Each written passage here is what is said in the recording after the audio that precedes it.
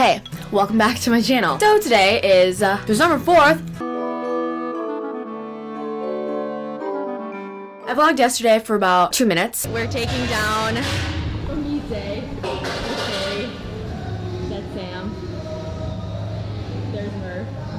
Here's the aftermath of Blue City numero 3. I'll walk down and show you. Okay. Hello. Hey, what are you doing? Hey, yo, yo, yo.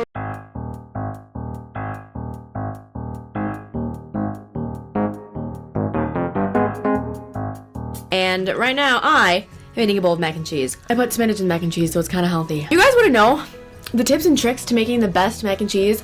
I'll let you in on 2 secrets. 1, you first have to buy mac and cheese because that in itself is delicious. 2, substitute the milk for sour cream. 3, you need to add sriracha to your finished product, and it is literally delicious.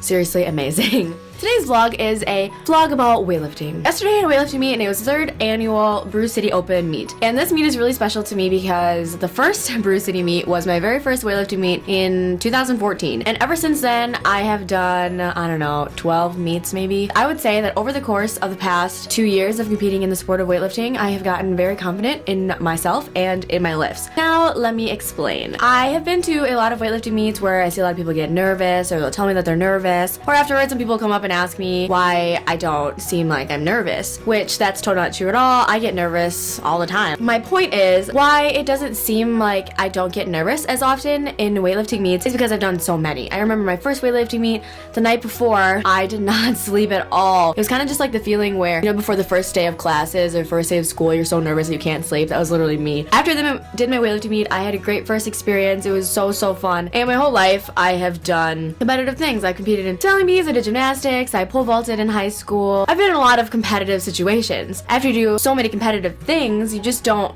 get as nervous as you used to. Obviously, if you're doing something for the first time or the first couple times, you're very nervous. You don't know what the outcome is going to be. But once you've had a good outcome, you're like, okay, this is what the outcome is going to be. It's going to be either a really good outcome or a really bad outcome. I had my really bad outcome, not this past summer, but last summer at a weightlifting meet in Minnesota. This was a meet where I really wanted to snatch, I remember, 55. And I've only snatched 55, or back then, I only snatched 55 one time in training. I opened up my snatch with 49, which at the time was way too heavy of an opener, but I wanted to do it anyway. At the time I wasn't hook gripping. I pulled the bar so high, the bar flew out of my hands and I flew backwards, landed on my tailbone. The video is actually on my YouTube channel somewhere. It's called like hook grip or fail. It is actually really funny. After that, I missed my next 2 snatches after that, so then I bombed out on the snatch. I went in the back, warm-up area, I laid on the ground with an ice pack on my tailbone and I cried. I was sobbing. People were asking if I wanted any aspirin. Like, it was really embarrassing, but it just happens. I don't know. It's just life. I remember my coach at the time asked me, hey, do you want to do clean and jerk? Like, do you want me to withdraw you from the meet? Can you even walk? Through my tears, I told him that I still wanted to continue. So I ended up hitting a lifetime clean and jerk after that, and life wasn't so bad. Like, that's literally the worst outcome that can happen. You bomb out at a meet. You train for weeks and weeks, and then you bomb out. That's literally like the fear that weightlifters have. And so for me, after that meet happened, I said, okay, well, I can't really get any worse than that. I think the meet after that, back when my shoulder was still really weak, I was snatching, and when I caught a snatch, my shoulder subluxated. I was like, this hurts really bad. I cannot continue. I was being super dramatic. I cried a lot. Basically the same story as last time. Do you want to continue clean and jerk, Tram? And I said yes. And I ended up having a really good clean and jerk day that day. And so the moral of my story is, you think it can't get worse, and sometimes it gets worse, but that's the worst it's gonna be. Every meet since then has progressively gotten better for me, and I know you just have to trust in yourself, trust in the people around you to know that the outcome is going to be what it's going to be. If you train for all these things, then that's going to happen. There's nothing to be nervous about, because if you bomb out, you bomb out. That's not the end of the world. You're still alive. You're still going to get to train.